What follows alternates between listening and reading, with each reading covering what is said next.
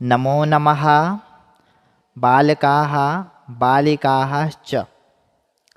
बच्चों, अभी तक हमने आपकी कक्षा में पाठों का अध्ययन किया है और उसमें कुछ व्याकरण के अंश भी हमने अभी तक पढ़े हैं।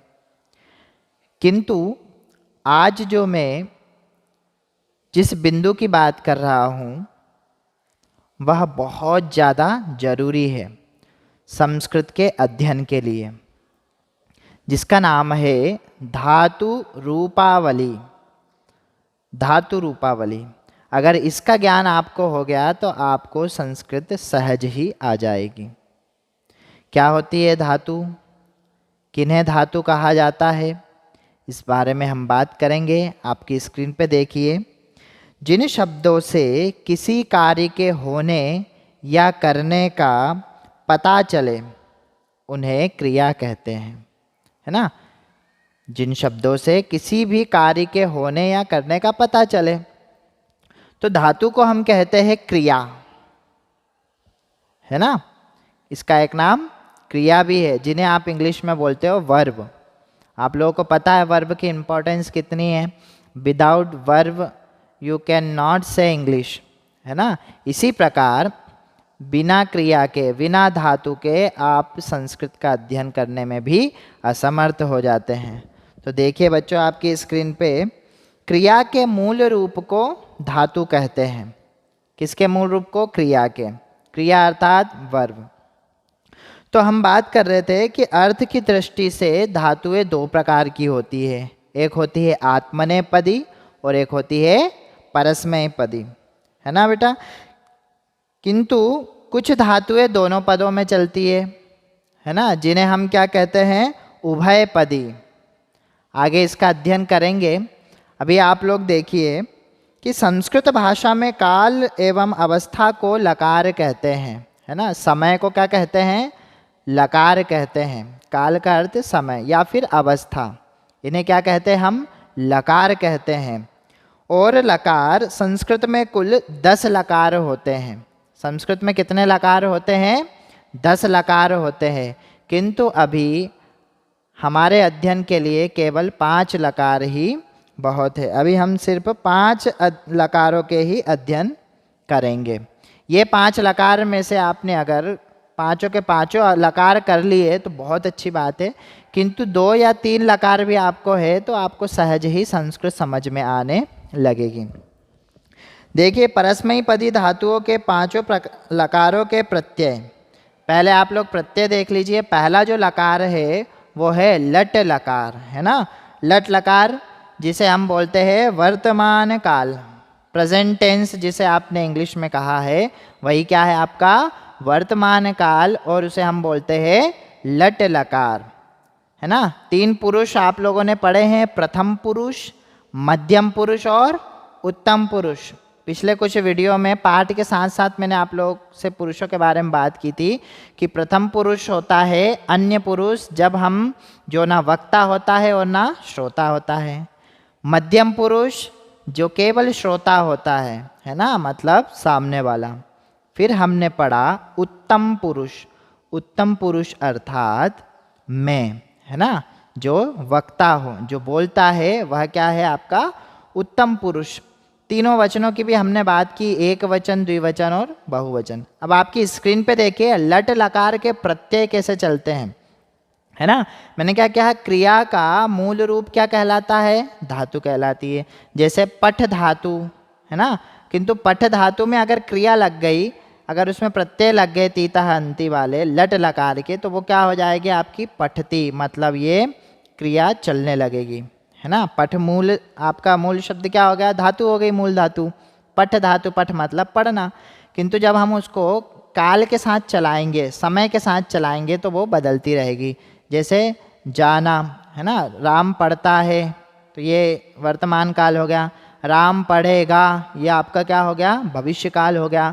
और राम पढ़ रहा था या राम ने पढ़ लिया, ये आपका भूतकाल हो जाएगा। आया समझ में? तो यही लकार का काम है। लट लकार जो कि वर्तमान काल है। 3 पुरुषों के बारे में हमने पढ़ लिया, प्रथम, मध्यम और उत्तम पुरुष, और तीनों वचनों में। देखिए आपकी स्क्रीन में पहले प्रथम पुरुष एक वचन, लट लकार का प्रत्यय क्या दिया है? ती, है ना? क्या दिया? हाँ, तो प्रथम पुरुष एक वचन हुआ ती, है ना? प्रत्यय का अर्थ होता है, प्रत्यय का मतलब होता है जो शब्दों के अंत में लगे, है ना? अंतिम में जो लगे वही प्रत्यय है। तो लट लकार के प्रत्यय क्या है प्रथम पुरुष एक वचन का? ती, अर्थात एक वचन। फिर है तह, द्विवचन, और बहुवचन क्या हो जाएगा? अंति, है ना? हम अस्वर के साथ ले इसको तो क्या हो जाएगा? ये अति, अतः, अंति। फिर मध्यम पुरुष अगर हम देखें तो इसका प्रत्यय क्या लगेगा? सी, सा में छोटी की मात्रा, है ना? तो मध्यम पुरुष का एक वचन क्या हो जाएगा? सी, द्विवचन क्या हो जाएगा? थह, और बहुवचन क्या हो जाएगा? थ। फिर दिया हुआ है उत्तम पुरुष, तो उत्तम पुरुष का एक वचन हो जाएगा आमी, और द्विवचन हो जाएगा आवह, और बहुवचन हो जाएगा आमह। अब देखिए इसे याद कैसे करना है। इसे याद ऐसे करना है, अति अतः अंति, असि अथः अथ, आमी आवह आमह। कैसे याद करोगे? प्रथम पुरुष एक वचन ती, द्विवचन तह, बहुवचन अंति, है ना? किंतु आप इसमें स्वर लगाओगे, अति अतः अंति। फिर मध्यम पुरुष क्या हो जाएगा? एक वचन असि, द्विवचन हो जाएगा अथः, और बहुवचन हो जाएगा अथ। इसी प्रकार उत्तम पुरुष एक वचन आमी, आवह, आमह। अब देखिए ये प्रयोग कैसे किए जाते हैं। देखिए आप लोग स्क्रीन पे, पठ धातु के साथ जब ती लगेगा, अति लगेगा, तो क्या हो जाएगा? पठती, है ना? तो क्या हो जाएगा? पठती, पठतः, पठन्ति, पठसि, पठथः, पठत, पठामि, पठावः, पठामः, है ना? पठ धन अति पठति, पठ धन अतः पठतः, पठ धन अंति पठन्ति, है ना? ऐसे पठ धन असि पठसि, पठ धन अथः पठतः, और पठ धन अथ पठत, है ना? और पठामि, पठावा, पठावा। ये हो गया आपका लट लकार, जिसका अर्थ होता है पठति अर्थात पढ़ता है। सह पठति, बालकः पठति। देखिए कर्ता के साथ क्रिया अगर लगाएंगे तो बालकः पठति मतलब बालक पढ़ता है, बालकौ पठतः मतलब दो बालक पढ़ते हैं। कर्ता के जैसे क्रिया भी चलेगी, है ना? द्विवचन अगर करता है तो क्रिया भी द्विवचन रहेगी, बालकौ पठतः। फिर बालकाः पठन्ति मतलब बहुत सारे बालक पढ़ते हैं, दिख रहा है आपको स्क्रीन पे। फिर मध्यम पुरुष लेंगे हम, मध्यम पुरुष की बात करेंगे तो सामने वाला, है ना? तो सामने वाला अर्थात त्वम, तो क्या जाएगा? त्वम पठसि मतलब तुम पढ़ते हो। युवाम अर्थात तुम दोनों, द्विवचन है मध्यम पुरुष का जो श्रोता है, तुम दोनों पढ़ते हो, तो युवाम पठथः। और फिर बहुवचन की बात करेंगे तो यूयम पठत मतलब तुम सब पढ़ते हो। अब मैं स्वयं की बात करूँगा उत्तम पुरुष की, तो उत्तम पुरुष में मैं को बोलते हैं अहम, अहम पठामि मतलब मैं पढ़ता हूँ। आवाम पठावह मतलब हम दोनों पढ़ते हैं। वयम पठामह हम सब पढ़ते हैं। आया समझ में? तो देखिए आपकी स्क्रीन पे, आपको इसके सर्वनाम शब्द कैसे याद करना है। देखिए एक वचन दिया हुआ है सह, प्रथम पुरुष सह अर्थात वह, या आपने पिछली कुछ क्लासेस में पढ़ा है ना?